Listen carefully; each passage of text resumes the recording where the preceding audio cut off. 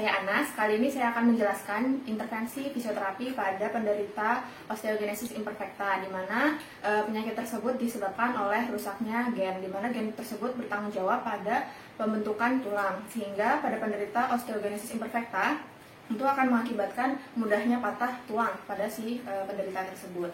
Kali ini saya akan melakukan intervensi fisioterapi pada bayi dan juga anak.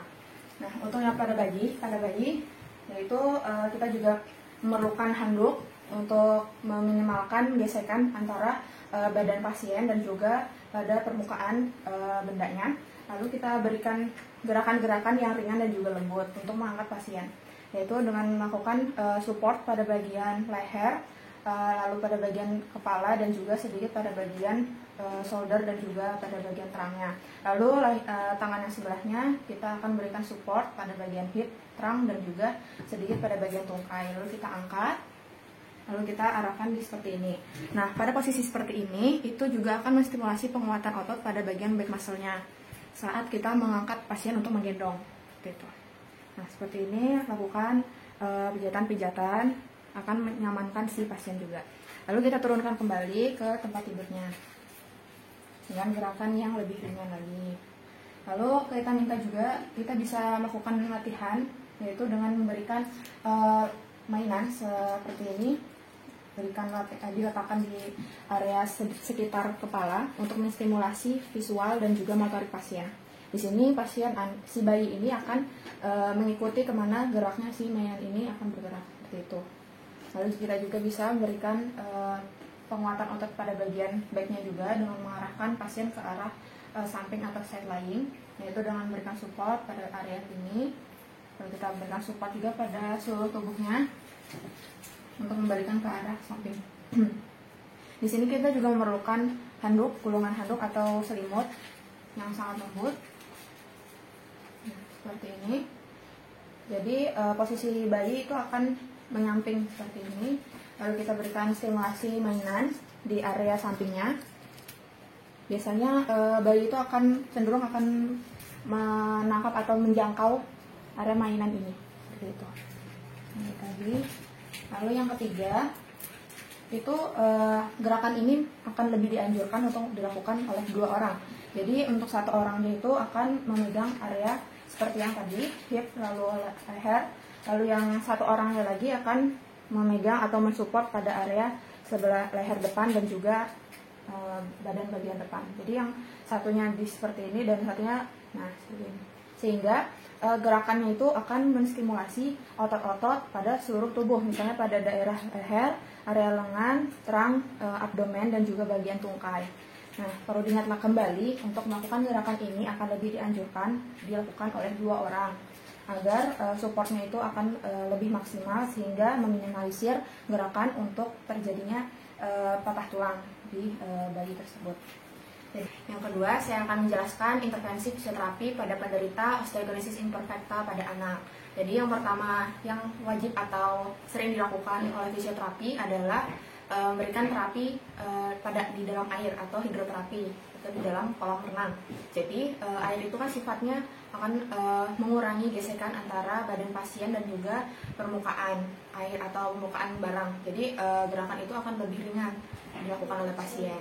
Jadi contohnya gerakan itu adalah meminta pasien untuk jalan kaki di dalam air.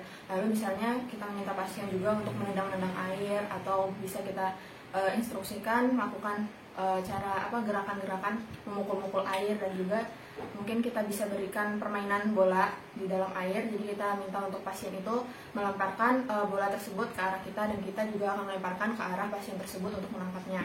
Itu akan menstimulasi penguatan otot-otot pada tangan serta tungkainya. Ya, kali ini saya akan menjelaskan intervensi fisioterapi pada anak yang menderita osteogenesis imperfecta.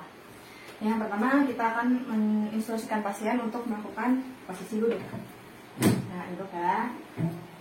Lalu kita koreksi cara duduk yang benar, duduk di kaki di samping sakum. Lalu sandarkan ya seperti ini. Lalu kita siapkan bola untuk dijadikan latihan.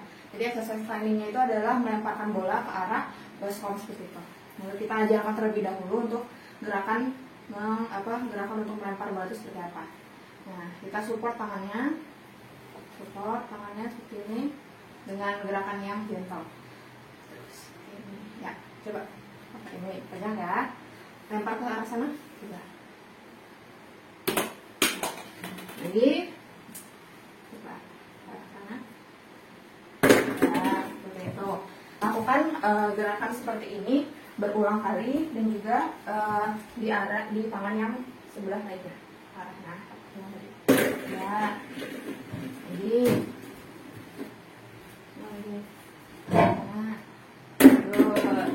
Lalu kita minta pasien untuk menstimulasikan seperti menguatkan area paha atau pada muskulus quadricepsnya, yaitu dengan cara mendang-mendang atau gerakan ekstensi ini seperti ini. Dan nanti gerakan kakinya kayak gini ya, kayak apa ya, gitu. Coba, yuk, tuh, lagi, ya, terus, lagi 1, 2, 3, 4, 5, ya lebih tinggi lagi, semangat, 1 lagi, ya, good, cukup, banyak lagi, tuh, 2, ya, 4, 5, ya lebih tinggi lagi, 6, terus, 7, good, nah, tepuk tangan. Ya, lalu kita ajarkan pasien untuk posisi berjalan yang benar seperti apa. Yuk bangun. Ya Allah. Jalan kakinya, jalan. Nah, terus kita juga bisa mengkoreksi cara jalannya atau tapakannya atau kakinya. Terus, ya jalan ke kanan. Ya.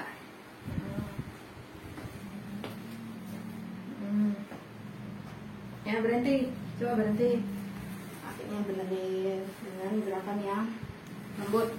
Ya, jalan lagi.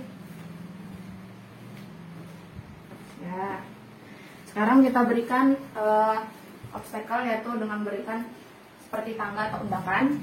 Lalu minta pasien seperti ini ya deh, jalan seperti ini, turun lagi, ayo, bisa, ayo, oke. Ya,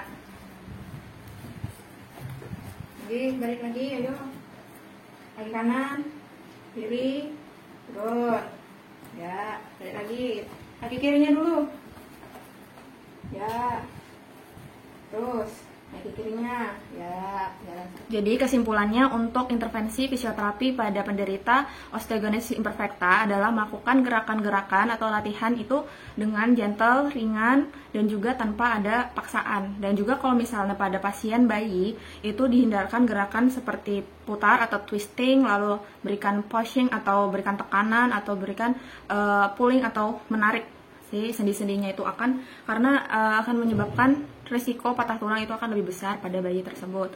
Nah, untuk anak-anak itu juga tadi seperti yang telah saya lakukan sebelumnya, jadi latihan tersebut bertujuan untuk penguatan otot dan tulang serta peningkatan massa otot dan juga tulangnya, sehingga gerakan si pasien itu bisa dilakukan secara mandiri pada aktivitasnya sehari-hari seperti itu. Demikian penjelasan saya mengenai intervensi fisioterapi pada osteogenesis imperfecta pada FT Pediatri dari kelompok 5. Mohon maaf jika ada kekurangan dan kesalahan yang saya lakukan pada penjelasan sebelumnya. Sekian, terima kasih. Wassalamualaikum warahmatullahi wabarakatuh.